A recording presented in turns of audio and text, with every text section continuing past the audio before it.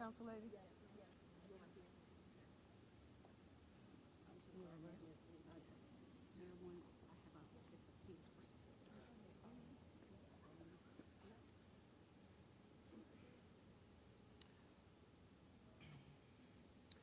Hello, everyone.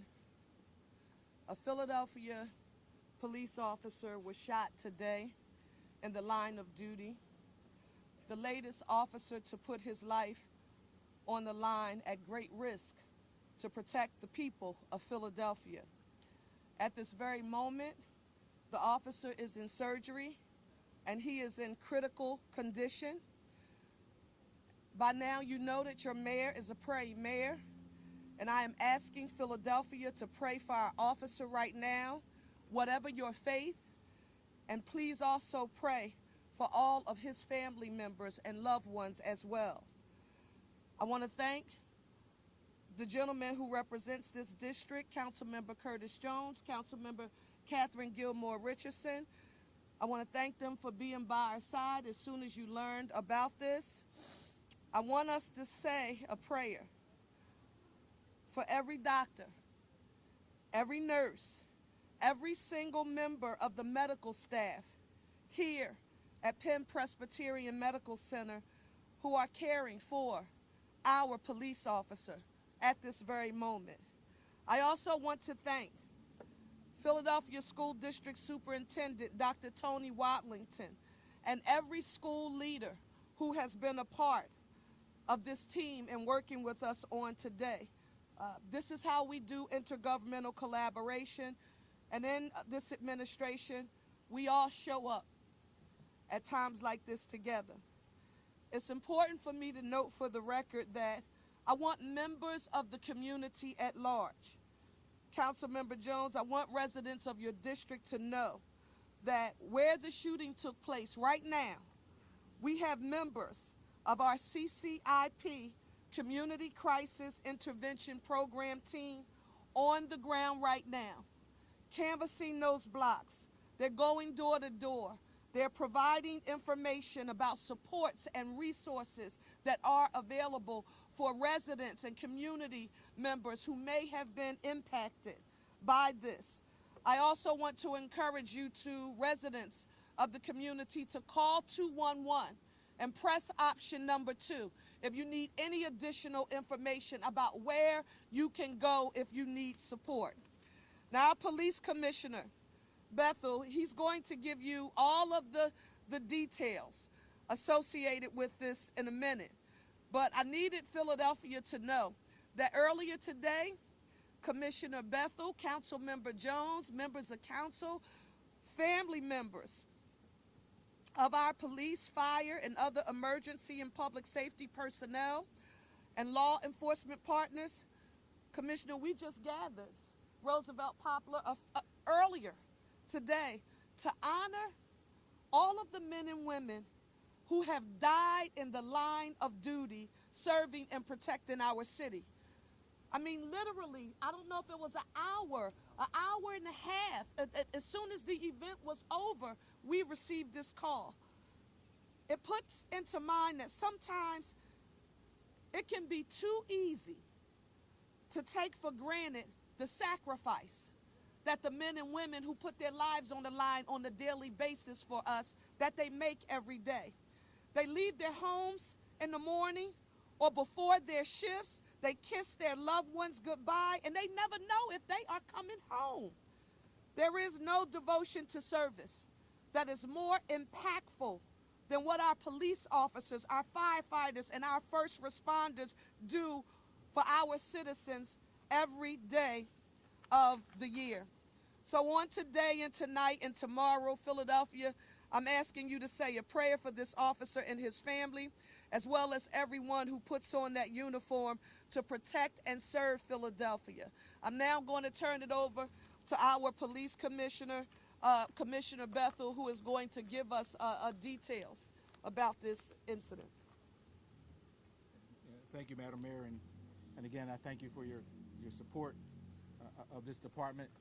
I know all of you have gotten some information, so we'll try to put it all together for you. At around 2:42 p.m., so Prior to that, we have school beat officers at Overbrook High School, 58th and Columbia. They are having a number of fights outside of the school. At some point during those fights, they asked for additional officers to respond to assist them with the activities underway. They are making some arrests. At some point, it appears during this incident, an adult is called in who comes into the area, and that person is armed with a weapon. That person appears to have a Ruger 57 that fires rifle rounds. That is a very deadly weapon for us, and a weapon that would penetrate our vest when fired. It appears as during this altercation, the individual appears to have fired the weapon into the ground. It appears at this point the cartridge then ricochets and hits my officer under his vest. During this altercation, it appears he is not aware immediately that he's been shot. At some point during the incident, it's recognized that he has been shot, and he's transported here. He is immediately taken up into the OR. As the mayor said, indicated, he continues to be in the OR in critical condition. And so we continue to pray for him. That is what we have at this point. That male is in custody. I am extremely proud of the men and women of this department. When I sit there and watch the video and watch what they endured and watch their response to that in the moment, I am proud of these men and women and what they've endured. As the mayor indicated, today we started our day at 9 o'clock this morning with the families of officers, of families who've lost loved ones on this job, both firefighters and police officers. We then would move to the Living Flame, where we would honor them and talk about them and talk about their sacrifice their loved one made for this department. We would then move to a luncheon where President Poplar and the FOP do a phenomenal job of just really raising those families up and loving them up. I can't tell you how difficult it was for our team to have to leave that space, leave those families there and come here. It is, but it also reminds us of how humbling this work is and how difficult it is and what my men will endure. And so I do want to say to those families who were there at that luncheon, yes, how much we care for them. And I know it was difficult to see us leave, but their support and what they've done for us to keep us afloat is our purpose and our why. And so today reminds us of our why. It reminds us of what our duty is. It reminds us of our service to this community. And so we will continue to move forward in this work as the mayor continues to pray for our officer. He is continuing to be in critical condition. His mother is here. We've been able to meet with him. His brother is here. And we'll continue that process moving forward. So I think at this point we'll stop and see if you have any questions. Can you tell us anything about the officer that was shot? I'm sorry, yeah, he's a 26-year-old officer. He's very newly minute into the department. He has less than a year on the job, a little over a year on the job. He just was assigned here in March, the middle of March, was just assigned to the 19th District. He was responding. He was working with other officers. He's going through his process of getting assimilated into the 19th District. He responded with other officers when they were engaging the young people while they were fighting. Did he have a bulletproof vest? My officer did have his bulletproof vest. As indicated, the bullet went under his vest. What do you want to just talk about that, the atmosphere of being called to a fight with a gun as this adult? Well, listen, we you know, as you know, I oversaw this Officer School Safety for quite some time. And listen, fights after school have been happening since I was a kid, right? But what I never would do is call an adult to my fight. And then when you are an adult, you're the damn adult. Like, you're supposed to know better. You're supposed to be the one who has to come in there to de-escalate, not escalate. And so when you have an adult comes with a weapon that could easily kill my officers, I mean, it makes absolutely no sense. And so we constantly are encouraging parents. You know, I mean, it can't just be us. It can't be just Dr. Watlin and the school district. It has to be parents who are engaged in this process. But when a 30-year-old man comes to a fight with children, what the hell are they going to do? And then you bring a gun. So you're a coward anyway. You're going to come to the fight, come to fight. But you bring a gun, and then you fire the weapon. Anyone could have been injured. Unfortunately, my officer is the one who's injured in this case. And we're also fortunate that no other individuals are hurt as well. Is that just a matter of speaking, or is the guy 30 years old? He's 30 years old. Did a child and one of the students call the adult? we were working through that information. Someone called. We're working through who called, but it appears that this person was summoned and told that there was an issue at the school, and this person came to the school to do whatever they did, or we know what they did at this point. Commissioner, can you speak on how fast everybody reacted as you can see it in that video in a matter of seconds? They would improvise, they rushed to Listen, you heard me at the beginning. My men and women. See, every time you don't see that stuff. Oftentimes, you know, folks think that we're just sitting there going through the process, but this is when you get to see the courage that my men and women, the tenacity, the resilience, the understanding in the moment. This is what we do. In the moment, yeah, we're going to take this guy in the cuts. In the moment, we're going to get the gun, and in that moment, we're going to take care of our guy and bring him here to save his life. That is the work that oftentimes gets unspoken. That is the work that people just brush across as if that's something that people do every damn day. This is the work that they do. We honor that work, you know, and I'm proud to be here, standing here, talking about my officer up there and all these officers standing behind me. You know, we give our lives. Today they talked about the hundreds of officers who have given their lives before us. It's amazing what they do. It's incredible what they do. I honored them. I honor them. Were you able to talk to the officer before he went into? No, unfortunately, by the time we arrived, and we arrived relatively quickly, and the mayor named it. Listen, I know we drive this hospital crazy when we come to this location, but I'm just so proud of how they take care of all of the individuals, whether it be my police officers or just individuals who were shot and killed in this community, how they treat and service them. By the time I got in there, hell, there was about 15 people around him, you know, making sure that he's going to recover. And I'm just so grateful to the doctors, to the nursing staff, to the administrators for what they do when we do arrive, and the sheer effort. And I know it's not just about cops. They do it each and every day. But to watch them in action, to watch him in there, it's God's work, and it's absolutely incredible. The officer was alert and conscious. Yes, he was alert and conscious when we arrived. Some of our colleagues saw some people being handcuffed. Can you just speak to that? Were there other people taken into custody? All right, I mean, there may have been other individuals. I don't have that information at this time. There may be kids who were arrested as a result of the fighting that was underway. We'll sort that out at some point later today. Are you able to add any details about the suspect at this time? We're hearing that he's not from Philly, so. Yeah, we'll give you an update. You know, we'll give you an update as to specifically. We need to go through his full record. Some things may have happened outside the city, so we need to give you a full context of what we're dealing with. We'll be able to follow up with you that. Did any officers fire their weapons? No officer fired their weapon.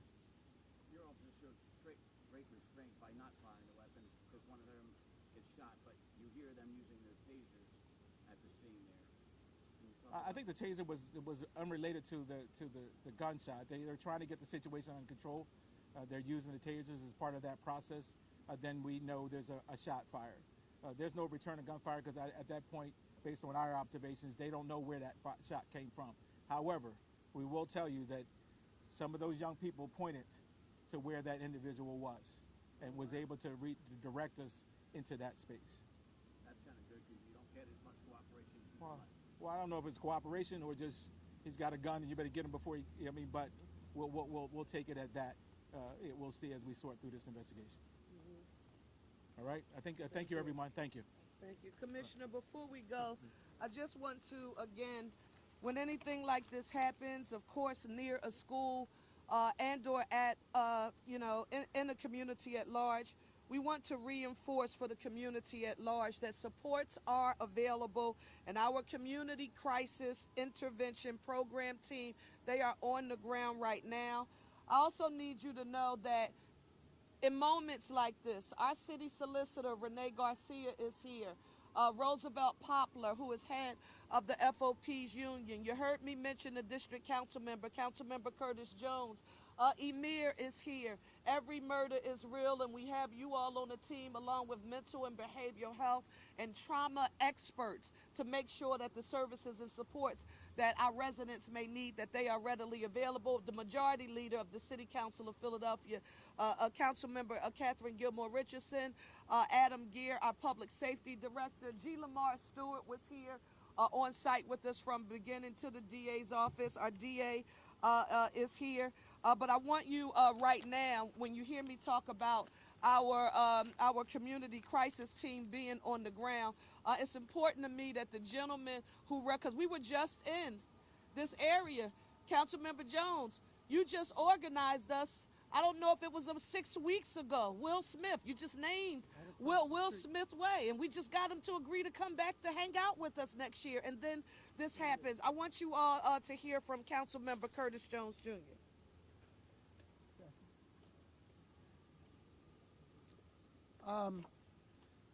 Foremost, thoughts and prayers, but thank you. Thank you to that officer who chose to be in the 19th, who said, I'm 26. I can relate to young people better than some people older than myself, and chose to be at Overbrook High School. I am a part of public safety. Every Monday morning we do a roll call with the schools in the area, and we begin to talk about how to get our babies from home to school and back safely. And as we evolved to what public safety meant, we found out it wasn't just student on student. It wasn't just student on faculty. It was misguided parents sometimes that would come up trying to show their child, oh, I love you. Now, I don't know the biology teacher's name, but I'm going to come up because someone may have said something offensive to you. And when you start to bring grown adults into kids' fights, that's a recipe for trouble. Wow.